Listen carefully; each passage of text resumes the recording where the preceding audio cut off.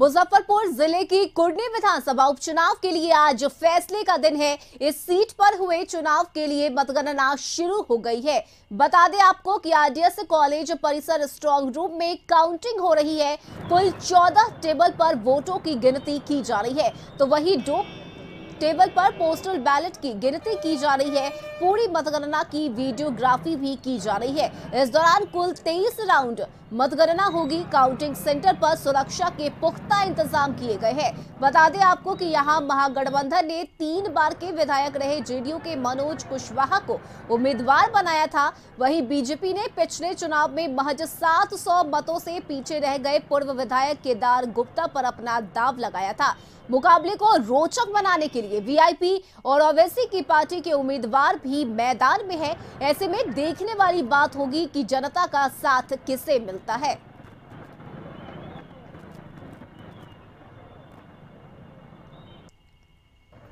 और इस खबर पर ज्यादा जानकारी के साथ संपादक अशोक मिश्र हमारे साथ फोन लाइन पर जुड़ चुके हैं। अशोक जी, वोटों की गिनती शुरू हो गई है, आज फैसले का दिन है। ऐसे में क्या लग रहा है, कुर्नी के जीत का सेहरा किसके सिर सजेगा? बिल्कुल, देखिए रश्मि, आज कुर्नी में जो मतगणना होगी कुर्नी विधानसभा उपचुनाव का, उसको लेकर के भले ही यह देखने में लगता हो कि जदयू उम्मीदवार मनोज कुशवाहा और बीजेपी उम्मीदवार केदार गुप्ता के किस्मत का फैसला होगा, लेकिन सही मायने में आज किस्मत का फैसला महागठबंधन और खास करके जदयू का, दूसरी तरफ बीजेपी का होने वाला है। और यही वजह है कि जब महागठबंधन में शामिल होने के बाद जदयू और बीजेपी पहली दफा आमने सामने, यानी कि जदयू ने जब बीजेपी का दामन छोड़ा है और महागठबंधन में शामिल हुए हैं, उसके बाद 2 विधानसभा में उपचुनाव हुए थे, मोकामा और गोपालगंज में। यहाँ बीजेपी की टक्कर सीधे तौर पर आरजेडी से, लेकिन इस बार जो चुनाव हो रहा है कुर्नी उपचुनाव में, जदयू और उनकी टक्कर बीजेपी के साथ, यानी बीजेपी और जदयू पहली बार आमने सामने हैं। और इस उपचुनाव में पिछले जो चुनाव हुए थे 2020 में, उससे लगभग 6% कम वोट हुए हैं, यानी कि 64% पिछले दफे 2020 में हुआ था, अब इस बार 58% के करीब मतदान हुआ। तो ऐसी परिस्थिति में आप कह सकते हैं कि कांटे की टक्कर है। और इस उपचुनाव को जीतने के लिए दोनों गठबंधन के नेताओं ने कोई कसर नहीं छोड़ी थी। साम दाम दंड भेद सबका प्रयोग किया गया। चुनाव के दिन बूथ कब्जे की भी बात हुई। जदयू के प्रत्याशी और बीजेपी के प्रत्याशी के बीच में आपसी विवाद, टूटू मेने और एक दूसरे को देख लेने की धमकी भी दे गई। उस बीच में आज यह उपचुनाव का काउंटिंग हो रहा है, यानी कि मतगणना हो रहा है। आरडीएस कॉलेज परिसर में है और पूरे कॉलेज परिसर को सील कर दिया गया है। चप्पे चप्पे पर पुलिस की तैनाती की गई है ताकि कोई अप्रिय घटना न हो। आपने जैसा बताया दर्शकों को कि 23 राउंड में मतगणना का कार्य पूरा होगा। 8 बजे से मतगणना शुरू हुई है। अभी सबसे पहले सभी टेबल पर एक तरह से कहिए कि ईवीएम मशीन को लाया जा रहा है और मतगणना की प्रक्रिया अब शुरू होने वाली है। तो ये कह सकते हैं कि पूरी तरह से तैयारी कर ली गई है। अब देखना यह होगा कि जनता किसको अपना मत देती है, लेकिन फिलहाल कह सकते हैं कि जब तक अंतिम फैसला नहीं हो जाता तब तक दोनों दलों के कार्यकर्ताओं के, नेताओं के और उम्मीदवारों की धड़कनें बढ़ गई है। बिल्कुल, धड़कनें तेज है और जैसे जैसे दिन चढ़ेगा नतीजे भी जो है वो साफ होते जाएंगे। लेकिन अशोक जी, सबसे बड़ा सवाल ये भी है कि जिस तरह से वीआईपी और ओवैसी ने अपने उम्मीदवार को इस बार मैदान में उतारा है, क्या लग रहा है इसका बड़ा नुकसान झेलना पड़ सकता है बीजेपी और जेडीयू दोनों को ही? देखिए, वीआईपी पार्टी का एकमात्र उद्देश्य बीजेपी को हराना था और पिछले चुनाव में भी वीआईपी ने यही काम किया था। कल की ही जो खबरें आई उसमें मुकेश सहनी की आवाज पर लड्डू बनाए जा रहे हैं। इसका साफ संकेत है कि मुकेश सहनी खुद जान रहे हैं कि हमारे उम्मीदवार नहीं जीतेंगे, लेकिन वो जानते हैं कि अगर किसी भी कीमत पर बीजेपी उम्मीदवार की हार हो गई तो यही उनकी जीत है। दूसरी तरफ आईएमएम के बारे में कहा जा रहा है कि आरजेडी को, यानी कि महागठबंधन को नुकसान पहुंचाने के लिए पिछले चुनाव में गोपालगंज में खड़ा हुआ था।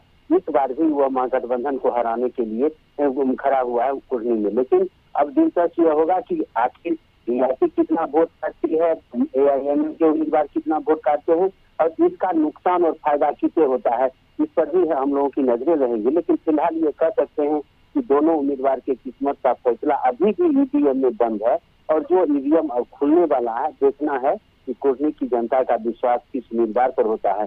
फिलहाल आप कह सकते हैं कि दोनों उम्मीदवार की धड़कनें बढ़ गई हैं और एक चुनौती भी है एक तरह से कहिए कि जिला प्रशासन को कि वो शांतिपूर्ण ढंग से मतगणना संपन्न करा ले, निष्पक्ष चुनाव परिणाम आवे, ताकि आम लोगों को भी यह लगे कि कुर्नी उपचुनाव में जनता ने जो फैसला दिया है वो सही दिया है। जी बिल्कुल अशोक जी, साथ ही अगर बात करें तो इस बार कहीं ना कहीं ये एक नाक की लड़ाई है महागठबंधन के लिए भी, और प्रतिष्ठा भी दांव पर लगा हुआ है। बिल्कुल, देखिए महागठबंधन के नेता लगातार ये कह रहे हैं कि कुर्नी विधानसभा का उपचुनाव केवल एक सीट का उपचुनाव नहीं है, ये 2024 में जो लोकसभा चुनाव होगा उसका सेमीफाइनल है। तो एक तरह से ये मान रहे हैं कि 7 दलों का जो गठबंधन बना है उस गठबंधन का असर क्या होता है ये कुर्नी में भी देखने को मिलेगा, क्योंकि गोपालगंज में आरजेडी की हार हो गई है, तो और मोकामा विधानसभा में आरजेडी ने जो जीत हासिल की थी उसमें वोटों का मत कम रहा है। अनंत निर्दलीय भी चुनाव जीतते रहे हैं और अधिक मतों से जीतते रहे, लेकिन कुर्नी विधानसभा उपचुनाव में आरजेडी की जीतती हुई सीट थी। आरजेडी के अनिल सैनी वहाँ से विधायक थे, लेकिन उनकी सदस्यता समाप्त होने के बाद यह चुनाव हो रहा है और आरजेडी ने जदयू को ये सीट दे दी है। तो ऐसी परिस्थिति में आरजेडी और जदयू दोनों की प्रतिष्ठा जुड़ी हुई है उससे, और इन दोनों की प्रतिष्ठा जुड़ने से महागठबंधन के सभी 7 दलों की प्रतिष्ठा जुड़ी हुई है। यही वजह है कि सभी दलों के नेताओं ने वहाँ पे चुनावी अभियान चलाया था। लगातार जदयू बीजेपी के सभी बड़े नेता वहाँ कैंप किए हुए थे। इसलिए हमने बार बार कहा है कि अब देखना यह है कि यह कुर्नी की जनता का जो फैसला होगा वो भविष्य की राजनीति का संकेत होगा, और इससे मायने बहुत दूर तक जाएगा कि आखिर क्या बीजेपी अकेले महागठबंधन को चुनौती दे सकती है, या महागठबंधन में जो 7 दल हैं उनके एकजुट होने से क्या बीजेपी के लिए बिहार में सत्ता की वापसी मुश्किल होगी। इन सारी बातों पर फैसला आगे होगा, लेकिन कुर्नी का जो चुनाव परिणाम हो ये इसकी ओर संकेत जरूर करेगा। जी बिल्कुल, आपने बिल्कुल सही कहा कि 2024 का सेमीफाइनल आज है, और आज जो नतीजे आएंगे उस पर आगे का जो सफर है वो भी तय होगा। ऐसे में माना जाए कि आज जनता कुर्नी की जो फैसला देती है इससे 2024 के लिए एक नया रास्ता भी खुलेगा, और अगर महागठबंधन यहां से अगर जीतती है तो एक बड़ा मैसेज भी बिहार की जनता तक।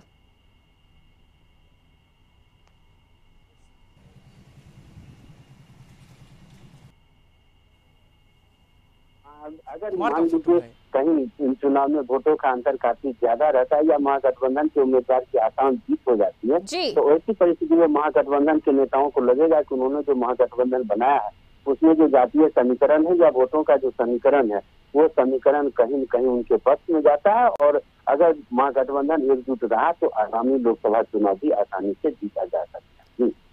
बिल्कुल, शुक्रिया अशोक जी आपका तमाम जानकारी के लिए।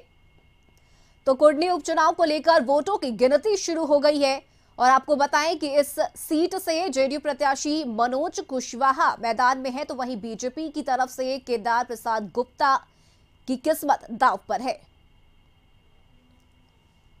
और साथ ही आपको बताएं कि कुर्नी उपचुनाव में आज फैसले का दिन है, और इस सीट से जेडीयू प्रत्याशी मनोज कुशवाहा और बीजेपी के उम्मीदवार केदार प्रसाद गुप्ता की किस्मत दांव पर लगी है। वोटों की गिनती शुरू हो चुकी है, और बता दें आपको कि कुल 23 राउंड में वोटों की गिनती की जाएगी, जिसे लेकर कुल 14 टेबल लगाए गए हैं, और 2 टेबल पर बैलेट पेपर की जो गिनती है वो की जाएगी।